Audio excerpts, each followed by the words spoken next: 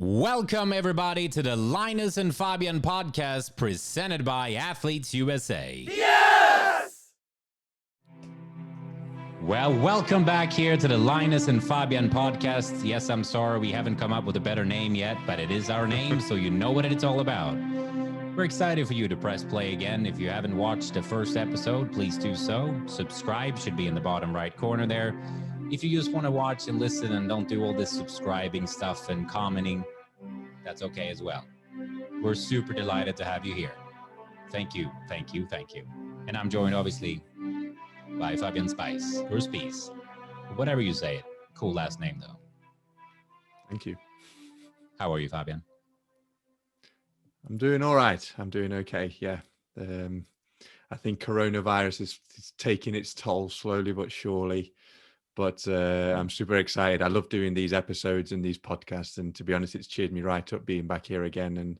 And looking forward to doing a second episode.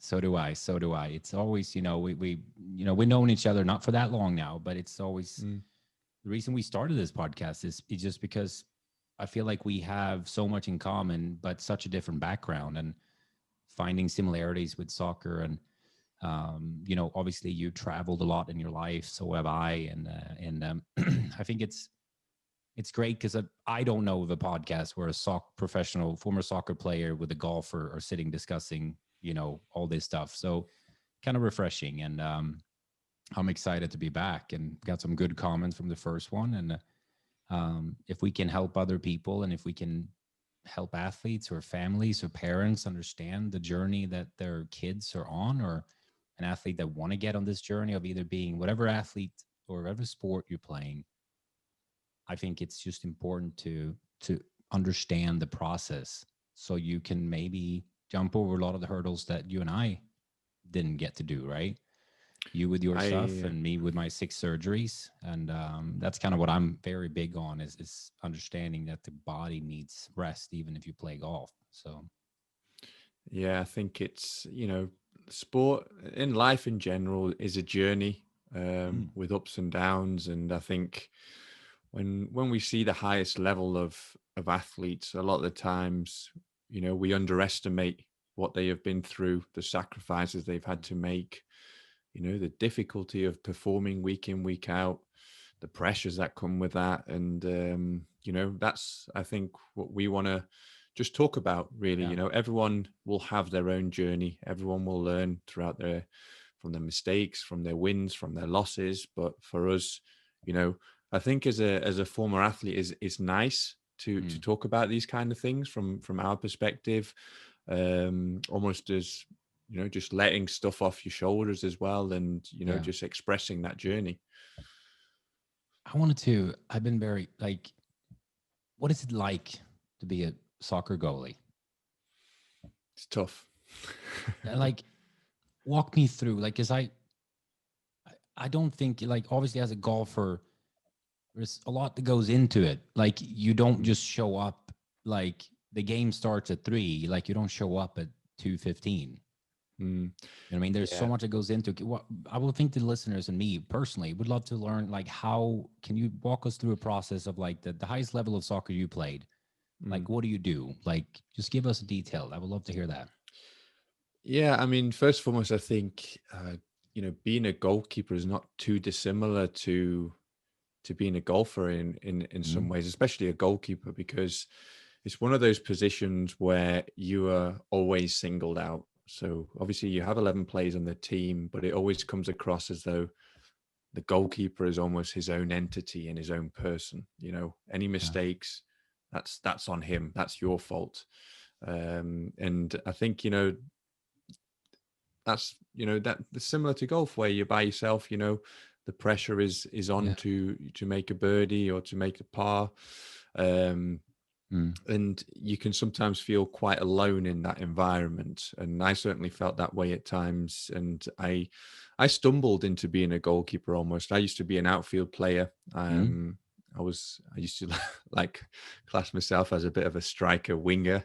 I never really had the pace, although I quite like to think that I wasn't a bad player. but it was only when I was only playing at a low level, and the goalkeeper got injured. And when the coach said, do you fancy going in goal for training? And I went in, and I've always been quite a crazy and active kind of person. So Yeah. throwing myself around the goal and the saving balls and shots didn't quite, it wasn't a problem for me. And I kind of just grew into that role. And my stepdad, he used to be a former goalkeeper as well, not a professional level, but he used to play at an okay level. And he sort of took me on and showed me, positioning, awareness, coming for crosses, talking, distribution. He sort of tried to guide me and teach me a lot of those things. So I kind of stumbled into the position. Sometimes I think it would have been nice to remained as a striker, but obviously, it happened for a reason, and I ended up making somewhat of a career out of it in the end. So, to answer your question with, the preparation and so on, this is something that I've always battled with myself. And the reason I say that is because, as professional athletes, we always try to form habits. We're creatures of habits, almost, I would say. Routine is key. You, especially in football, this time, right, you got to be at the training ground. This time is training. This time you're in the gym. This time is lunch. This time is your second session.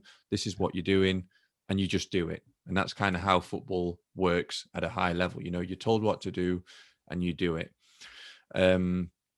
So it's when I was playing, I always tried to find that perfect routine. And it was, well, if you have a game, obviously, depending on when the game is, if it's on a Saturday, it tends to be at 3:00. Is it a home game? Is it an away game? How far is the journey? Do you travel the night before? But I always tried to find the perfect routine, and I never found it, because I just don't think that exists, in my opinion. And I'll give you some examples. When I wake up, I would try and have a specific meal. I would say, someone once told me, milk is, harder to digest. So if you have a game at 3:00 and you're having milk for breakfast, it's not a wise move. Okay. So try to stay away from milk. Try to have toast, jam, that kind of stuff, a bit of sugar just to give you energy. And I would have games where... That sounds like a terrible meal for breakfast. That's just fast carbs and sugar. Well, toast, jam, fruit, whatever we'll go it might into the be. food stuff later on, but sorry, go ahead. Yeah, but you'll see where I'm getting at in a moment, further down the line. But I always try to find, I would have a breakfast, and then at maybe 11, 12 o'clock, we would have what you call the pre-match meal. So that could be chicken or pasta. I always found when we had an away game, and you're at a hotel, the hotel put everything on. So there's usually pasta, bolognese, chicken, some vegetables, rice, all that kind of stuff was laid out for you. I always found when I had bolognese, my stomach was turning when I had the game. It was a terrible idea. So I tried to stay off that in the once I learned and I knew that was the case. But I tried so many different routines, and there would always be a game where I didn't perform well, or I made a mistake and it didn't go as planned, or we lost. And I would always try and change my routine. I was like, well, I didn't prepare well enough. Did I get enough sleep?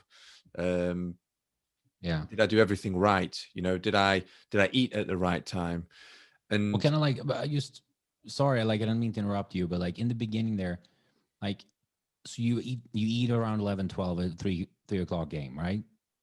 Yeah. You eat like around 11, 12, like how long? And then like, I kind of want to just kind of know, like, how does it look like? Because I'm sure there's difference between a goalie and an outfielder. Like then between 1 and 3, what's the feel like there? What do you do then? Like when do you get on the field? Like do you stretch? How do you warm up? Like walk us through that a little bit, because I think that's very interesting as well. Like since you said you changed a lot of this, right, back and forth, but like what would be like something that was always a constant, like time wise, or like, was there a specific thing that you feel like that helped me get going? Because I can imagine like you got to get like wake up, right? Yeah, I mean, I didn't specifically have a time to get up. Usually, it obviously, again, it depends on the game, where the game, So Yeah. if you are at a home game, usually you live fairly close to the ground, so you might get Yeah. up around 8 or 9 a.m. Mm. Have your breakfast, nothing too big, just something quite light. Yeah. Get that in your body. You chill out. There's not much to do. It's almost like on a match day, you're waiting around for things to come. And Yeah. especially bad on a evening game. That Yeah. the day can feel really, really long. But for a 3 o'clock kickoff, you would probably get up around 8, 9 o'clock. Have your breakfast, chill out, relax until 11:30, 12 Yeah. o'clock. Have a quick meal then. I would tend to get to the ground around 1 o'clock usually. Mm. I was always one of the first there just because I was quite bored at home. And, Yeah. like I said, you're just trying to waste time. Like, what do I do? Watch Yeah. TV. Can't really watch TV. Well, you can watch TV, but you're trying to focus towards the game almost. And it's, Yeah. well, I'm just kind of wasting time. So I always like to get there early, do a bit of preparation, stretch, or just, maybe do 10 minutes on the bicycle just to get my legs and the blood flowing. Around 1:30, the manager would always come in, do his team talk, and I would always go and warm up with a goalkeeper coach at around 2 o'clock for about 35, 40 minutes. You do your warm up drills. What are some of the warm up drills that you would do then? Like, is there a specific target focus? Like, are you trying to like get explosive, like get the blood flowing, or you're stretching, or like kind of like what worked for you? Like, what do you think is important for a sense to get going? I mean, it's like a mini training session. It's you do your passing. You usually start with that. You do your passing drills. You go into a few volleys. Just handling, get your hand-eye coordination going. Yeah. Then you start going into the lower shots, dipped shots. Where they're bouncing in front of you. Low dives to either side slowly.